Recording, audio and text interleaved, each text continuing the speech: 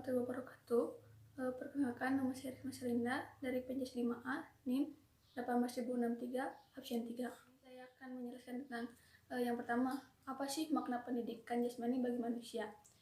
Sebagai manusia yang hidup di muka bumi, tentu diberi berbagai kemampuan guna untuk bertahan hidup, seperti berpikir, berinteraksi, bergerak.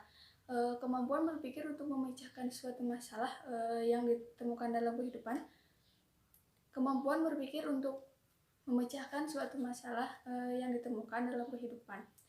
Kemampuan berinteraksi guna menumbuhkan sikap yang akan dijadikan tolak ukur aturan dalam berinteraksi dengan manusia lain.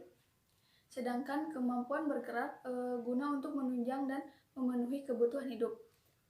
Kemampuan bergerak guna untuk melawan fenomena alam dan lingkungan. Hal tersebut tentu membutuhkan sebuah kapasitas jasmani juga rohani yang baik bagi kehidupannya melalui permainan dan olahraga. Dengan olahraga, manusia akan melakukan gerak. Perilaku gerak dari manusia juga dapat merubah manusia itu sendiri ke arah yang lebih baik sesuai dengan fase pertumbuhan dan perkembangannya. Pendidikan jasmani juga dapat membentuk manusia seutuhnya. Dalam aktivitas jasmani, manusia memaksimalkan cara berpikirnya agar terbentuk gerakan yang efisien dan efektif. Selain itu, juga dalam aktivitas olahraga memungkinkan adanya pertemuan dengan manusia lain sehingga terjadinya interaksi. Dengan adanya pendidikan jasmani, perkembangan personal, sosial, dan emosional akan terbina dengan baik. Maka dari itu, makna pendidikan jasmani, yaitu pendidikan jasmani tidak bisa dijauhkan dari kehidupan manusia, karena melalui aktivitas gerak bisa merangsang suatu perkembangan fisik, gerak, mental, sosial, dan cara berpikir manusia. Lalu yang kedua, apa sih fungsi pendidikan jasmani bagi kehidupan? Ada beberapa aspek fungsi dari pendidikan jasmani itu. Yang pertama, aspek organik, yaitu menjadikan fungsi sistem tubuh menjadi lebih baik sehingga menjadikan seseorang dapat memenuhi tuntunan lingkungannya secara memadai serta memiliki landasan untuk mengembangkan keterampilannya. Lalu meningkatkan kekuatan otot, yaitu jumlah tenaga maksimum yang dikeluarkan oleh otot. Lalu meningkatkan daya tahan otot, maksudnya kemampuan otot untuk menahan kerja dalam waktu yang sangat lama. Lalu meningkatkan fleksibilitas tubuh.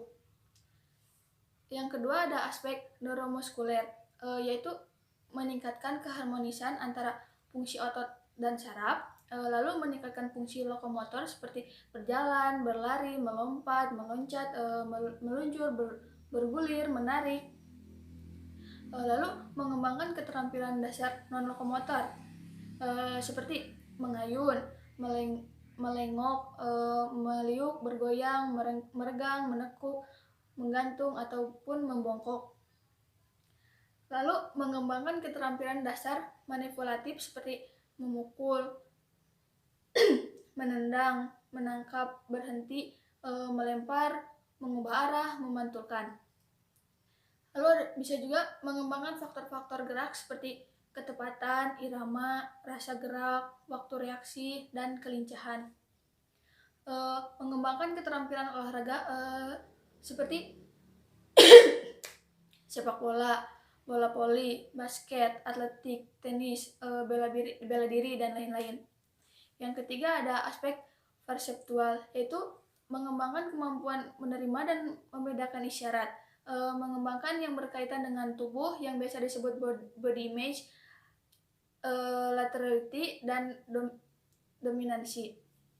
Lalu yang keempat ada aspek kognitif, mengembangkan kemampuan mengeksplorasi, menemukan sesuatu, memahami, memperoleh pengetahuan, dan membuat keputusan. Lalu meningkatkan pengetahuan peraturan permainan, keselamatan, dan etika. mengembangkan aktivitas dan mengembangkan aktivitas yang terorganisasi. Lalu yang kelima ada aspek sosial, yaitu menyesuaikan diri dengan orang lain dan lingkungannya di mana dia berada, lalu mengembangkan keputusan dalam kelompok, mengembangkan menggunakan waktu luang yang konstruktif.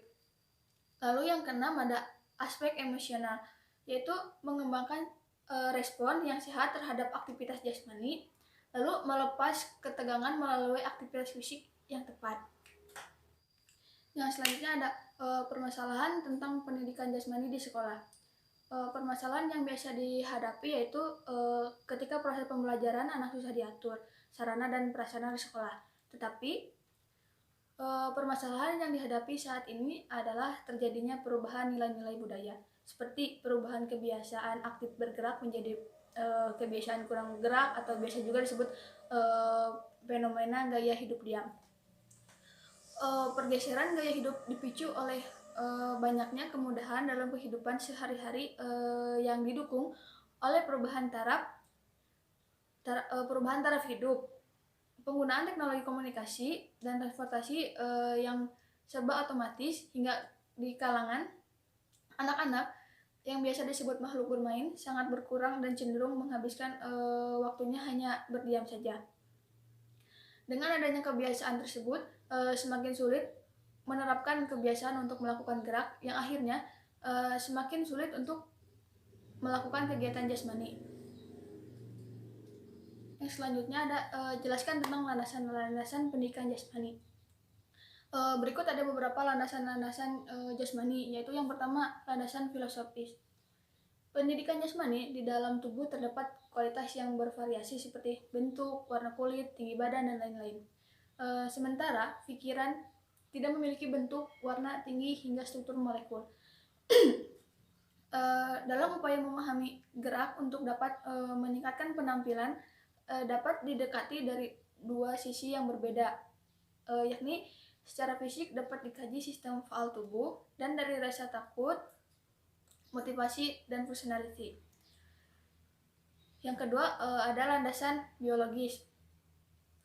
Peristiwa gerak dalam aktivitas pendidikan jasmani, secara biologis, peristiwa terjadi akibat perubahan sistem kimia dan elektrik di dalam reseptor-reseptor otot. Reseptor otot tersebut membentuk jaringan sistem untuk dapat memunculkan peristiwa gerak. Lalu yang ketiga ada landasan neurofisiologis gerak.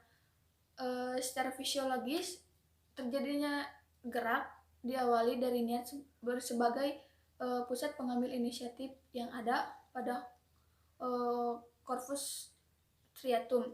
Corpus striatum tersebut berfungsi sebagai pusat-pusat sistem ekstrapiramidal, dan niat diteruskan ke pusat memori dan untuk membentuk gerak.